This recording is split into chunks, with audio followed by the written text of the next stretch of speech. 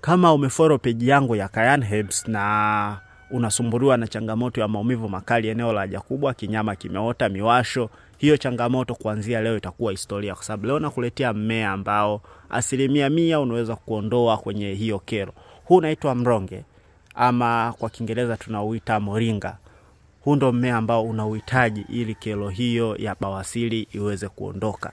Huu mmea una madini na vitamini nyingi ambazo zinaweza kusaidia kupunguza maumivu pamoja na kuondoa kinyama ambacho kimeota eneo la haja kubwa. Unachohitaji kufanya ni kuchukua haya majani kiganja kimoja, alafu yachemshe kwenye maji, alafu anza kunywa asubuhi na jioni. Lakini pia kwa swala la kinyama, chukua majani haya mengi, weka kwenye beseni ambalo lina maji mengi ya moto, alafu fanya sit bath. Sit bath ni kukalia kwenye yale maji ambayo umeweka kwenye beseni, kama vile ambavyo watoto wanaoshwa. Kwa hiyo ukifanya hivyo, changamoto ya bawasiri itaondoka pia.